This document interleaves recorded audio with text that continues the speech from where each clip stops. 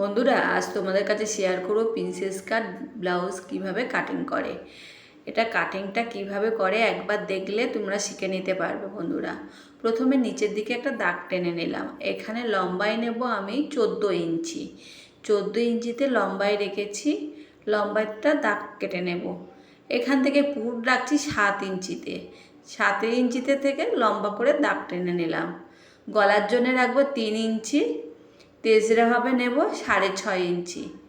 তেজরাভাবে 6.5 ইঞ্চিতে নিয়ে দাগ টেনে নিচ্ছি বন্ধুরা। আর এখানে পুটে যেটা রেখেছিলাম সেটাও দাগ টেনে দিলাম। এইভাবে বগলটা বের করে নিলাম, বগলের পোর্শনটা। এবার পয়েন্ট নিয়েছি 10 ইঞ্চি। পয়েন্ট এখানে 10 ইঞ্চিতে ছিল। আর এইদিকে নেব আমি 3.5 ইঞ্চি, যেহেতু সামনে হুপ হবে, সামনে কাটা হবে। এটাকে লম্বাভাবে দাগ টেনে নিলাম বন্ধুরা। এবার বগলের এখান থেকে নেব 4.5 ইঞ্চি। 4.5 ইঞ্চিতে দাগ দিয়ে এইভাবে যেমন ঘুরিয়ে নিচ্ছে এইভাবে একটা দাগ টেনে নেব। এবার পয়েন্টের ওখান থেকে এটা 2 ইঞ্চি রাখলাম। 2 ইঞ্চি থেকে এইভাবে দাগ টেনে ঘুরিয়ে দিলাম বন্ধুরা।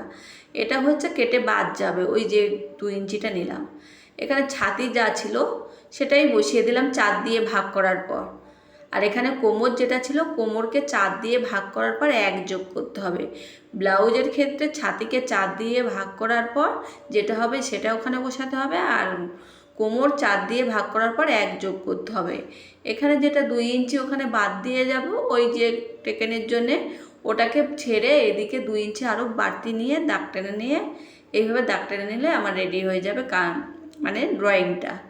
এবার আমি কাটিং করে নেব বন্ধুরা। যেমনভাবে কাটিং করছি ঠিক সেমভাবে এইভাবে কাটিং করে নিতে হবে। আর কাপড়টা আমি ডবল ভাঁজ করে নিয়েছিলাম, আর কাপড়টা ছিল 1 মিটার কাপড়। আর এখানে তালপাটের জন্য এই দাগটা দিয়ে দিলাম বন্ধুরা। এবার গলা ছিল 7.5 ইঞ্চি। 7.5 ইঞ্চিতে আমি গলার দাগটা দিলাম। এখানে গোল গলা হবে সামনের গলাটা। আর এটা এইভাবে দাগ টেনে নিচ্ছি বন্ধুরা। এবার প্রথমে কাপড়টাকে 2 ভাঁজ করে নিয়েছি। 2 ভাঁজ করে তার উপরে বসিয়ে এইভাবে ঘরঘড়ি দিয়ে দাগ টেনে নিয়েছি। ঘরঘড়ির দাগটা তোমরা বুঝতে পারছো না। এবার আমার এটা চকের দিয়ে দাগ টেনে নিয়েছি। পয়েন্ট যেখানে ছিল সেখানে দাগ টেনে নিয়েছি। আর এইভাবে একটু বাড়তি রেখে কেটে নিতে হবে, ঠিক যেমনভাবে কাটছি সেইভাবে। আর এখানে গলা একসাথেই বেরিয়ে যাচ্ছে, গলা কাটা হয়ে গেছে বন্ধুরা। গলা 7.5 ইঞ্চিতে ছিল, আর সামনের গলা গোল গলা ছিল, আর এর সামনে হুপ হবে। এবার একটা পার্ট যখন বেরিয়ে গেছে এটাও ডবল ভাঁজে কাটতে হবে। এবার সাইডের পার্টটা বের করতে হবে।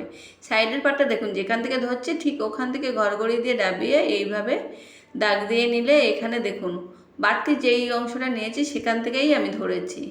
এখান থেকে এইভাবে দাগ দিয়ে নিয়ে দেখুন এইভাবে দাগটা পড়েছে।